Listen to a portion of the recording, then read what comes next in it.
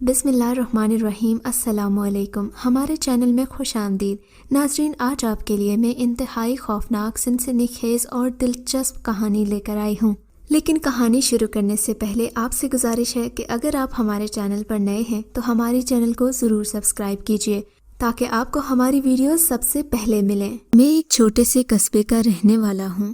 والد ایک معمولی کاشتکار تھے، سارا دن کھیتوں پر ہل چلاتے۔ کڑی دھوپ میں محنت کرنے کے باوجود ان کو ذمہ داروں کی گالیاں ہی نہیں، مار بھی کھانا پڑتی۔ معمولی سے معمولی ضلع وار بھی ان کے لیے چنگیز خان سے کم نہیں تھا۔ ان کی تقریباً ساری کمائی ان کے بڑے آدمیوں کی نظر ہو جاتی تھی، اور ان کے ساتھ میں میری والدہ انتہائی تنگی اور ترشی کے ساتھ دن گزار رہے تھے۔ یہی وجہ تھی کہ مجھے پڑھانے کی بجائے اپنے ساتھ کام پر لگا لیا۔ 12 سال کی عمر تک البتہ میں نے ایک پڑوسی سے اردو پڑھ لی تھی، جس کی بدولت میں کہانیوں کی کتابیں پڑھ لیتا، کچھ ٹوٹا پھوٹا لکھ بھی لیتا تھا۔ 12 سال کا ہوتے ہی مجھے والد کے ساتھ کھیت پر جانا پڑتا، اور وہ جو بھی کام بتاتے میں اسے کرتا۔ ان کاموں کے علاوہ ان کو گھر سے لا کر روٹی کھلانا بھی میرے ذمہ تھا۔ میں بچپن سے ہی خاموش اور متفکر قسم کا تھا۔ اپنے ماں باپ کی بے بسی، مظلومیت اور تنگ دستی کا مجھ پر اتنا اثر تھا کہ میں سوچتا تھا کہ ذمہ دار اور ذلہ دار سے کیوں کر انتقام لوں۔ کم عمری اور کم علمی کے باعث کوئی طریقہ انتقام میری سمجھ میں نہیں آتا تھا۔ ایک دن مجھے کہانیوں کی کتاب پڑوسی کے یہاں سے مل گئی۔ اس میں الادین کے چراغ کا واقعہ درج تھا۔ اس کہانی کو پڑھ کر میرے دل میں ایک نئی تحریک نے جنم لیا کہ میں جنات کو کیوں کر قابو میں کروں۔ میں صرف انتقام حاصل کرنا چاہتا تھا۔ اس کتاب میں اور بھی بہت سی جادوئی کہانیاں تھیں، جس کی وجہ سے مجھے جنات کو جاننے کا شوق ہوا، لہٰذا میں نے مزید مطالعہ شروع کر دیا، یہاں تک کہ میری عمر 18 سال ہو گئی۔ میں اپنے پڑوس کے تمام لڑکوں سے زیادہ ہوشیار اور خوبصورت تھا۔ اب میں والد صاحب کے بجائے کھیتوں پر کام کرنے لگا۔ میری جوانی نے والد کو آرام پہنچایا، مگر ذمہ دار کی سختیاں میرے جوان ہوتے ہی بڑھ گئیں۔ آئے دن مطالبات سے والد کی صحت پر برا اثر پڑتا، وہ بیمار رہنے لگے۔ ایک دن تو میں کھیتوں پر گیا ہوا تھا کہ میرے والد صاحب کو زمیندار کا کارندہ بلا کر زمیندار کی حویلی میں لے گیا، جہاں پیشگی لگان کے لیے میرے والد پر دباؤ ڈالا گیا۔ زمیندار کو شادی کے سلسلے میں روپے کی ضرورت تھی، جبکہ میرے والد کے انکار پر زمیندار کے کارندوں نے انہیں اس قدر مارا کہ وہ بے ہوش ہو گئے۔ بے ہوشی کے عالم میں انہیں گھر بھیج دیا گیا، جہاں پہنچتے ہی ان کا انتقال ہو گیا۔ میں اس وقت کھیتوں پر تھا جب مجھے ان کے انتقال کی خبر ملی۔ میں بھاگا بھاگا گھر پہنچا، اور حالات معلوم کرنے کے بعد میرا جذبہ انتقام اتنا بڑھا کہ میں آپے میں نہ رہا۔ میں جب تھانے گیا تو مجھے وہاں سے بھی دھتکار دیا گیا۔ اب میں نے گاؤں والوں سے مشورہ کیا تو سب نے اللہ پر چھوڑ دینے کے لیے کہا، کوئی گواہی دینے پر تیار نہیں تھا۔ ہر شخص کو اپنا گھر اور اپنی عزت عزیز تھی۔ چنانچہ میرے اندر ایک عجیب و غریب خیال نے جنم لیا۔ میں نے اس کھیت کو اپنے ماموں کی تحویل میں دے دیا اور والدہ کو ان کے سپرد کیا۔ 50,000 روپے لے کر میں ایک دوسرے شہر ساہیوال آ گیا۔ یہاں آئے ہوئے مجھے 2 دن ہی ہوئے تھے کہ مجھے یہاں رہنے والے ایک پنڈت کے بارے میں علم ہوا۔ پنڈت کے بارے میں مشہور تھا کہ وہ کالے علم کا ماہر ہے، اور انسان کے ساتھ اگر کوئی بھی تنگی اور دشواری ہو تو وہ چٹکیوں میں حل کر دیتا ہے۔ میں نے بھی اس شخص سے ملنے کا سوچا۔ جب میں اس کے آستانے پر پہنچا تو وہاں لوگوں کا ایک جمع غفیر تھا، جن میں سے ہر ایک کو وہ باری باری ہلا کر کوئی گنڈا یا کوئی چیز دے رہا تھا۔ میں یہ تماشا دیکھتا رہا۔ کئی آدمی مٹھائیوں کی ٹوکریاں بھی لے آئے۔ ان لوگوں کے متعلق یہ معلوم ہوا تھا کہ ان لوگوں کی خواہشات پوری ہو گئی ہیں۔ یہ دیکھ کر میرا یقین اور پختہ ہو گیا۔ میں دوپہر تک اس تماشے کو دیکھتا رہا، یہاں تک کہ دن کے 2 بج گئے۔ میں تنہا رہ گیا تو پنڈت نے مجھ سے پوچھا، بتاؤ تمہیں کیا کام ہے؟ میں نے کہا، مہاراج میں آپ کا علم سیکھنا چاہتا ہوں۔ میرے جواب سے وہ حیران رہ گیا اور بولا کیوں؟ میں نے کہا یہ ایک لمبی داستان ہے، سن کر کیا کیجیے گا؟ پنڈت نے اصرار کیا تو میں نے کہا کہ میں اپنے دشمنوں سے بدلہ لینا چاہتا ہوں۔ پنڈت نے پوچھا کہ کیا تم ہندو ہو؟ میں نے ڈر کے مارے کہہ دیا جی نہیں، میں مسلمان نہیں ہوں۔ اس نے کہا کیا تم اس علم کو سیکھنے کے لیے اپنا دھرم چھوڑنے پر تیار ہو؟ میں نے کہا میں اپنے دھرم کو صرف اتنا جانتا ہوں کہ میں مسلمان ہوں، میں نے آج تک نماز نہیں پڑھی، نہ ہی مجھے معلوم ہے نماز کیسے پڑھتے ہیں، میں تو ٹھیک سے کلمہ بھی نہیں جانتا۔ اس نے کہا یہ تو اچھی بات ہے، مگر بڑی مصیبتیں بھی اس علم کو سیکھنے کی خاطر جھیلنا ہوں گی، کیونکہ یہ بہت مشکل کام ہے۔ میں نے کہا مہاراج میں ہر مصیبت بھگتنے کو تیار ہوں، بس میں اپنے ماں باپ کا انتقام پورا کرنا چاہتا ہوں۔ میں نے اسے مطمئن ہو کر جواب دیا تو بولا اس کے لیے تم کو ممبئی میرے گروہ کے پاس جانا ہوگا، ان کے نام خط لکھ دیتا ہوں۔ ان کا نام پنڈت رام جی ہے اور وہ اسٹیشن چاربہا کے نزدیک ہی ایک محلے میں رہتے ہیں جو کہ کافی مشہور گلی ہے، اور پنڈت جی بھی لال کرتی والے پنڈت کے نام سے مشہور ہیں۔ میں نے کہا میں ابھی روانہ ہو جاؤں گا، مجھے کچھ لینا لوانا نہیں ہے سوائے 1-2 کپڑے اور 1-2 بستر کے۔ میں نے کہا تو وہ بولے اچھی بات ہے، تم ابھی 3 والی گاڑی پکڑ لو اور گاڑی شام 5 بجے جب ممبئی پہنچ جائے تو وہ تمہیں گھر پر ہی ملیں گے، رات میں ان کے پاس بہت سے لوگ آتے ہیں، دیکھ لینا تم مناسب وقت پر جانا۔ یہ کہہ کر انہوں نے کاغذ پر ہندی زبان میں کچھ لکھ دیا اور مجھے دیتے ہوئے کہا دیکھو یہ 3 والی گاڑی نہ چھوڑنا۔ میں خوشی خوشی وہ خط لے کر سرائے آیا اور سامان ہی کیا تھا، 1 دری، 1 تکیے کے ساتھ 2 جوڑے کپڑے اور اوڑھنے بچھانے والے 2 بستر۔ میں اسٹیشن پہنچا، ٹکٹ بھی فوراً مل گیا۔ میں گاڑی میں بیٹھ گیا اور گاڑی اپنی منزل کی طرف رواں دواں ہوئی۔ میں پہلی بار بامبے آیا تھا، یہاں کی خوبصورتی دیکھ کر حیران رہ گیا۔ میں باہر نکلا تو شام کے 6 بج رہے تھے۔ لوگوں سے پوچھتا ہوا میں اپنے اسٹیشن پر پہنچا اور پھر لال کرتی والے پنڈت جی کے مکان کے سامنے بڑی تلاش بسیار کے بعد پہنچا۔ میں نے یہاں پہنچ کر دروازہ کھٹکھٹایا تو ایک ادھیڑ عمر کا موٹا تازہ آدمی باہر نکلا۔ اس کی رنگت کالی تھی، ماتھے پر چندن کے کئی نشانات تھے۔ مجھے یقین ہو گیا کہ یہی پنڈت جی ہیں جن سے میں نے علم سیکھنا ہے۔ میں انہیں دیکھ کر خاصا خوش ہو گیا تھا، میرے اندر انتقام کی آگ اب بھڑکنے لگی تھی۔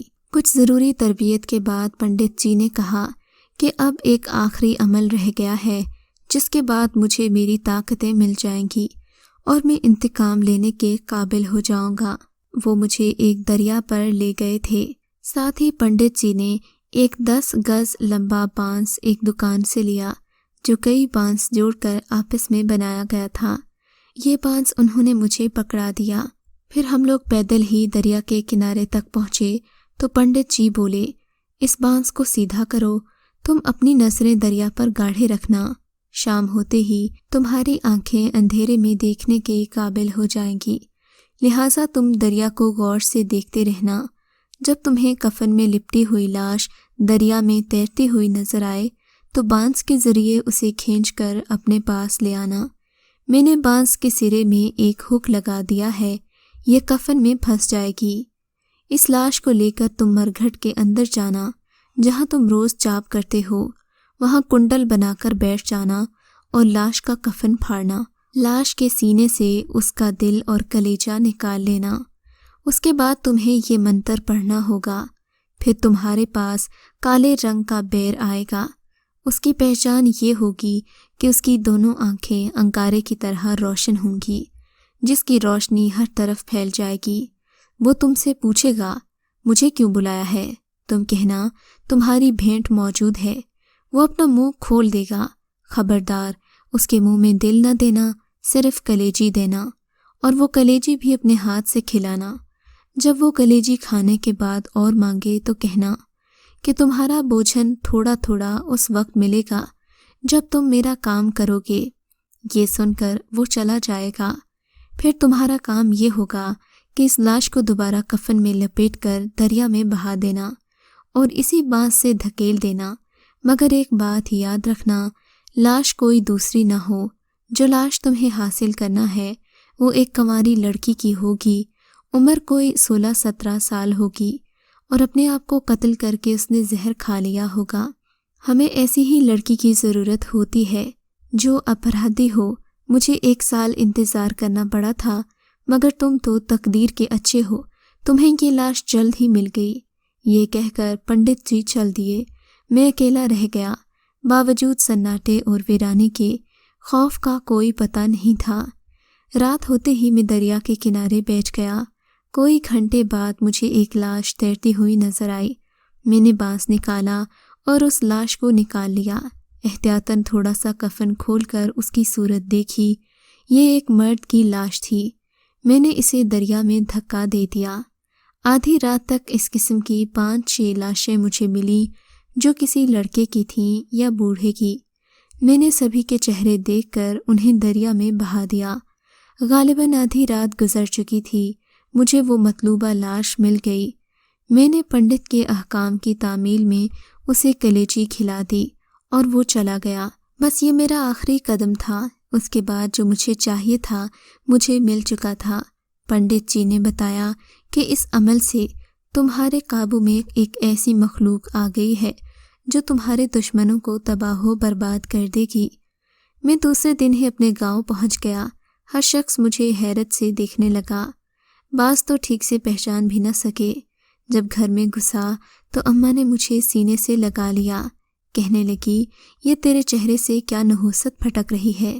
اماں کی بات سن کر میں ڈر گیا۔ میں نے آئینہ دیکھا، واقعی میرا چہرہ بدل گیا تھا۔ وہ بھول پن اور وہ نور جو میرے چہرے پر تھا اس کا کہیں پتہ نہیں تھا۔ میری آنکھیں ابلی ہوئی سرخ لال انگاروں جیسی تھیں۔ چہرے پر خباثت کے آثار پوری طرح رونما تھے۔ چھوٹی سی داڑھی نے میرے حلیے کو اور بھی بدل ڈالا تھا۔ میں نے بات بناتے ہوئے کہا، کچھ نہیں اماں، آب و ہوا کا اثر ہے، کچھ دن گھر میں رہوں گا تو ٹھیک ہو جاؤں گا۔ ماموں کے متعلق معلوم ہوا کہ ذمہ دار نے ماموں کی خوب ٹھکائی لگائی ہے کہ تمہارا بھانجا کہاں ہے، ہمیں روپے کی سخت ضرورت ہے ورنہ ہم تجھے زمین سے بے دخل کر دیں گے۔ وہ مار کھانے کے بعد یہاں پلٹا ہی نہیں تھا، سیدھا اپنے گاؤں میں چلا گیا تھا۔ یہ سن کر میرا خون غصے سے کھول اٹھا۔ میں گھر سے نکل کھڑا ہوا۔ میرے ہاتھ میں بانس کا وہی ڈنڈا تھا جس سے میں نے طاقتیں حاصل کی تھیں۔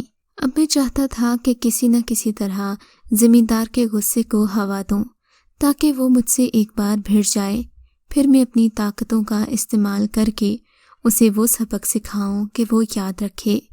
میں ذمہ دار کے گھر پہنچا۔ اسی رات اس کے کارندوں سے ملا اور بتایا کہ جا کر ذمہ دار سے کہہ دو۔ نوکر اندر گیا اور ذمہ دار کی بیوی خود ذمہ دار سے بھی زیادہ ظالم تھی۔ اس کی بدمزاجی مشہور تھی۔ وہ بھی ذمہ دار کے ساتھ ہی آ گئی اور بولی، کیا ہے، کیوں یہاں آیا ہے؟ میں نے کہا، زبان سنبھال کر بولو، مجھے ابھی اور اسی وقت 500 روپے کی ضرورت ہے۔ اگر تم نہیں دو گی تو دیکھ لینا، آج رات تمہارا بالک ایڑیاں رگڑ کر مرے گا۔ وہ بولی، ایسی دھونس میں نہیں آنے کی، جا جو کرنا ہے کر لے۔ میں نے بھی اسے لال انکارا آنکھوں سے دیکھا اور سیدھا گھر پلٹ آیا۔ گھر آتے ہی میں نے اپنا عمل شروع کر دیا۔ شام کے ہوتے ہی ذمہ دار کے گھر سے رونے پیٹنے کی آوازیں آنے لگیں۔ ذمہ دار کا ایک ہی لڑکا تھا۔ شام ہوتے ہی اس کے پیٹ میں درد ہوا۔ اس قدر یہ درد شدت اختیار کر گیا کہ وہ ایڑیاں رگڑنے لگا۔ ذمہ دار کے گھر سے موٹر گئی اور ایک سرجن کو لے آئی۔ 20 میل جانے اور آنے میں تقریباً 1 گھنٹہ لگا ہوگا۔ سرجن نے انجیکشن لگائے مگر درد میں کوئی کمی نہ ہوئی۔ ان لوگوں نے 100 ترلے کیے مگر ان کا بیٹا ٹھیک نہ ہوا۔ آخر کار ذمہ دار کی بیوی میرے پاس روتی ہوئی آئی اور بولی، یہ لو 500 روپے، میرے بچے کو ٹھیک کر دو، میں تم سے ہار گئی۔ میں نے نوٹ لے لیے، ذمہ دارنی کے جاتے ہی چاپ شروع کر دی اور یوں بچہ ٹھیک ہو گیا۔ صبح ہوتے ہی میں پہلی لاری سے اپنے مطلوبہ شہر گیا۔ میں لال کرتی والے پنڈت جی سے مل کر انہیں بتانا چاہتا تھا کہ میں نے پہلی کامیابی حاصل کر لی ہے۔ میں نے شیطانی قوتوں کی مدد سے ذمہ داری کو شکست دے دی ہے۔ آج میرے دل میں خوشی کے رنگ پھوٹ رہے تھے۔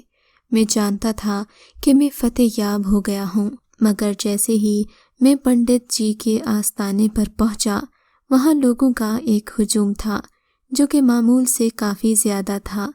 میں ہجوم کو چیرتا ہوا آگے بڑھا۔ لوگوں کی آنکھیں اشک بار تھیں، جبکہ کچھ عجیب و غریب شکلوں والے لوگ بھی کھڑے تھے جن کے چہرے پر خباثت اور خوشی ناچ رہی تھی۔ میں پنڈت جی کا خاص کارندہ تھا، سو میں آگے بڑھتا ہوا ان کے حجرے تک پہنچ گیا۔ حجرے میں نے جو منظر دیکھا اس نے میرے خیالات کو تہ و بالا کر دیا۔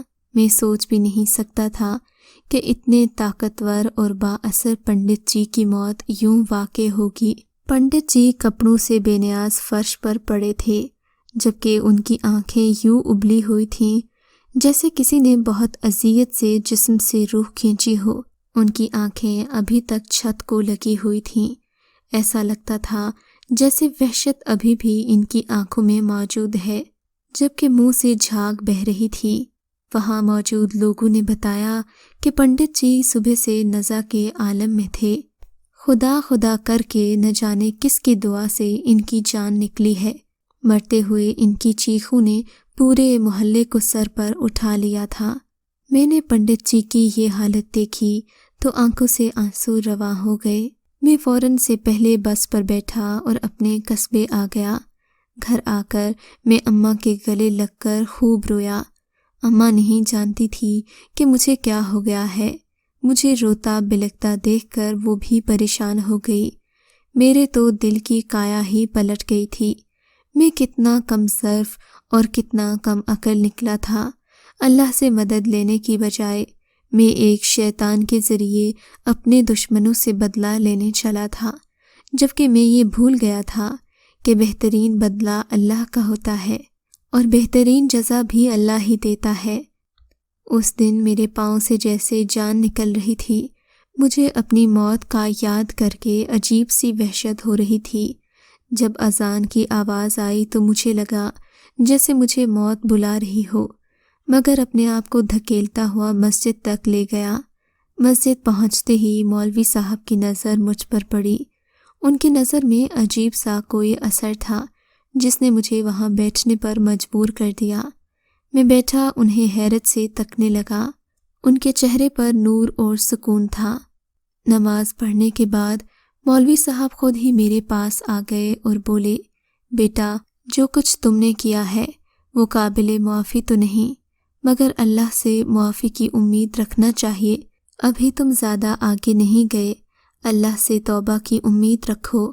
شام کی نماز کے لیے نہا کر وضو کرنا اور پھر نئے سرے سے میں تمہیں کلمہ پڑھاؤں گا۔ مولوی صاحب کی بات سن کر مجھے اطمینان سا ہوا۔ عصر کی نماز میں وضو بنا کر گیا تھا۔ مولوی صاحب نے مجھے ایک بار پھر کلمہ شہادت پڑھایا۔ میں حیران تھا کہ مولوی صاحب کو میرے سبھی حالات کے بارے میں کیسے معلوم ہو گیا۔ میں نے ان سے دم درود کروایا۔ کافی عرصہ میرا یہ علاج چلتا رہا۔ میں نے اللہ سے اپنے گناہوں کی رو رو کر معافی مانگی۔ شاید اس نے مجھے ہی سبق سکھانے کے لیے پنڈت کی اس دردناک موت کو بہانہ بنایا تھا۔ میں آج اللہ کا جتنا شکر ادا کروں اتنا ہی کم ہے۔ پڑھ لکھ کر میں ایک اعلیٰ عہدے پر فائز ہو گیا تھا۔ ان ذمہ داروں کو میں نے اپنے عہدے اور قانون کے ذریعے خوب سبق سکھایا تھا۔ آج ان لوگوں کا نام و نشان بھی نہیں۔ کچھ جیل میں سڑ رہے ہیں، جو باقی بچے ہیں وہ اپنے گناہوں کی قیمت ادا کر رہے ہیں۔ اس کایا پلٹ پر میں اپنے رب کا جتنا بھی شکر ادا کروں اتنا ہی کم ہے۔ اگر آپ کو یہ کہانی اچھی لگی ہے تو اس ویڈیو کو لائک کیجیے اور اس طرح کی مزید ویڈیوز دیکھنے کے لیے ہمارے چینل کو سبسکرائب کیجیے۔ اور ہاں، اگر آپ کی کسی دوست، رشتہ دار یا بہن کے ساتھ خدا نہ کرے ایسا کوئی واقعہ پیش آیا ہے تو ہمیں کامنٹ سیکشن میں اس کے بارے میں ضرور بتائیے۔